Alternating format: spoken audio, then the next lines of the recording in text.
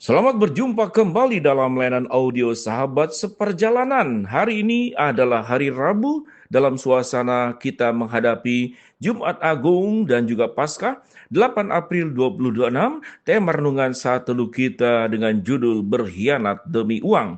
Firman Tuhan terambil dalam Matius 16 ayat 14 sampai dengan ke-16. Kemudian pergilah seorang dari ke-12 murid itu yang bernama Yudas Iskariot kepada imam-imam kepala. Ia berkata, "Apa yang hendak kamu berikan kepadaku supaya aku menyerahkan dia kepada kamu?"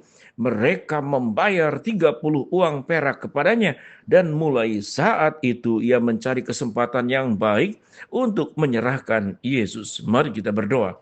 Bapa dalam surga, dalam suasana Jumat Agung dan Paskah yang kami akan rayakan, mengingat akan kematian, kasih, dan pengorbanan Yesus, kami menjadi pribadi yang setia dan bukan menjadi pribadi yang berkhianat. Dalam nama Tuhan Yesus kami berdoa. Amin.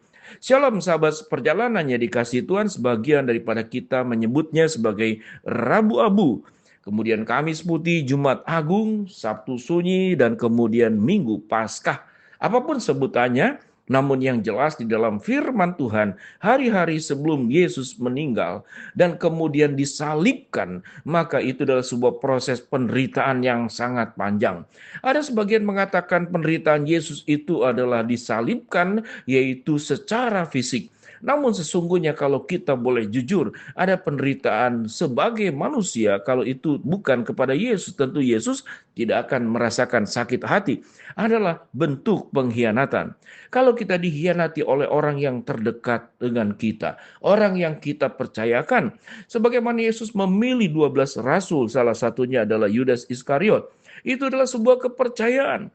Dan kepercayaan yang Tuhan berikan kepada Yudas sesungguhnya sebagai orang yang dipercaya, sebagai bendahara untuk mengelola uang. Siogianya orang yang mengelola uang adalah orang yang sangat dipercaya sekali kejujurannya di dalam mengelola keuangan. Namun ternyata justru orang yang sangat berkhianat dan begitu cinta akan uang, sampai kemudian Tuhannya, juru selamatnya, gurunya, rabinya, Tuhan Yesus itu dijual kepada para imam-imam kepala dengan 30 keping perak. Sedemikian luar biasa, akan haus, akan harta, dan harta dan uang dianggap segala-galanya. Bahkan orang yang sudah memberikan kepercayaan yang sedemikian luar biasa, dipilih dari sekian banyak. Yudas Iskariot, salah satu murid yang dipilih oleh Yesus dari orang banyak yang ditemuinya. Namun dia berkhianat. Apa yang firman Tuhan katakan dalam Matius 26 ayat 14 sampai dengan ke-16. Kemudian pergilah seorang dari ke-12 murid itu yang bernama Yudas Iskariot kepada imam-imam kepala. Ia berkata, "Apa yang hendak kamu berikan kepadaku supaya aku menyerahkan dia kepada kamu?" Mereka membayar 30 uang perak kepadanya. Dan mulai saat itu ia mencari kesempatan yang baik untuk menyerahkan Yesus. Perlu kita pahami, nama Yudas itu memiliki nama yang sangat indah, yaitu arti daripada Yudas adalah yang dipuji. Tentu nama-nama yang diberikan oleh orang tua kepada kita, atau kita yang sudah berumah tangga memberikan nama kepada anak dan cucu kita, memberikan semua nama yang baik. Nama adalah sebuah doa daripada orang tua agar kehidupannya sama seperti makna namanya, yaitu untuk Yudas yang dipuji, namun perbuatannya benar-benar tidak terpuji karena dia berkhianat, dia menjual Tuhannya. Sehingga pada dalam prosesnya akhirnya menyerahkan Yesus, menjelaskan lokasi di mana Yesus ada, yaitu di Taman Getsemani. Para imam-imam kepala datang dengan pasukan Romawi, lalu kemudian menangkap Yesus. Di dalam proses panjang tentu ada rasa bersalah. Dia merasa dia sudah berkhianat. Namun tatkala kemudian Yudas tahu dengan jelas dosanya, dia bukan bertobat. Dia menyelesaikan rasa bersalahnya dengan menggantung diri dan jatuh terbelah dan isi perutnya keluar. Itu ada dalam catatan Kisah Rasul 1 ayat 18 sampai dengan ke-19. Tentu salib itu menyakitkan, tetapi dikhianati itu jauh lebih menyakitkan. Kematian fisik itu menyakitkan, tapi membunuh orang dengan cara berkhianat, dalam tanda kutip kata membunuh, bukan mematikan fisiknya, tetapi mematikan membuat orang itu menjadi sangat tersakiti luar biasa karena pengkhianatan. Sahabat seperjalanan, peristiwa Yudas dengan Yesus tentu urusannya Yudas dengan Yesus.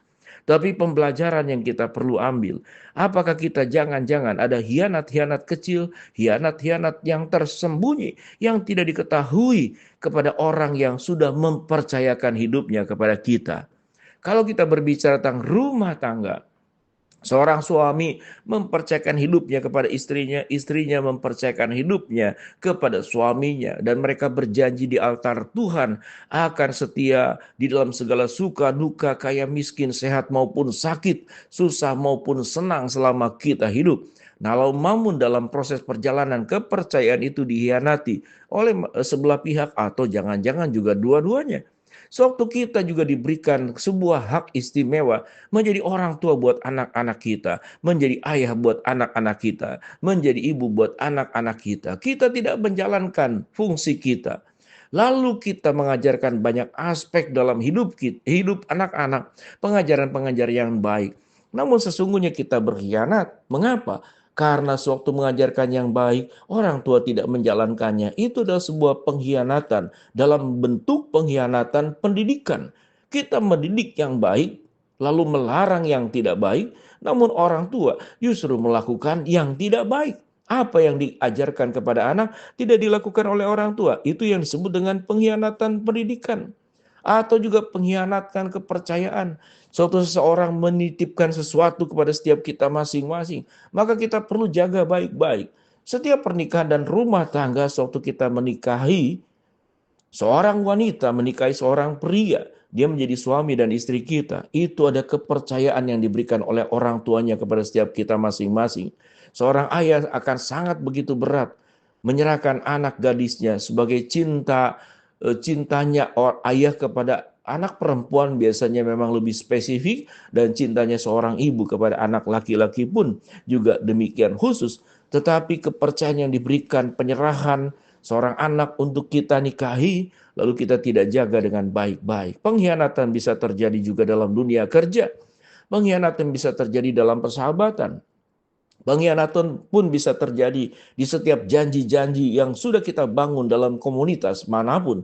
Menjadi pribadi yang setia dan terpuji yang siogianya itu harus dilakukan oleh Yudas, tetapi justru diingkari. Kita bisa berbuat khianat dalam bentuk apapun juga. Oleh sebab itu, berkhianat demi uang itu dilakukan oleh Yudas. Berkhianat demi nafsu bisa dilakukan oleh setiap kita masing-masing. Berkhianat demi kepuasan, demi ego, itu pun bisa terjadi kepada setiap kita masing-masing. Apa yang kita akan pelajari dalam suasana Jumat Agung dan Paskah yang sebentar kita akan terima dalam ibadah-ibadah di gereja kita masing-masing? Ingatlah satu pesan, jangan berkhianat. Allah sudah memberikan sebuah kepercayaan anugerah terbaik untuk hidup kita. Allah memberikan nyawanya di dalam Kristus Yesus. Lalu apa yang kita lakukan? Kita berkhianat kepada Tuhan karena uang, karena kedudukan, karena kekayaan, karena hawa nafsu, ataupun karena yang lain. Berhentilah, jadilah pribadi yang setia. Mari kita berdoa. Bapa dalam surga, hamba-Mu berdoa buat sahabat seperjalanan yang sakit, Tuhan jamah sembuhkan. Sahabat seperjalanan yang sedang menghadapi masalah, Tuhan bukakan jalan. Yang sedang berdoa mengharapkan sesuatu, Tuhan kabulkan. Sesuai dengan waktu rencana Tuhan yang terbaik. Di dalam nama Tuhan Yesus kami berdoa. Amin.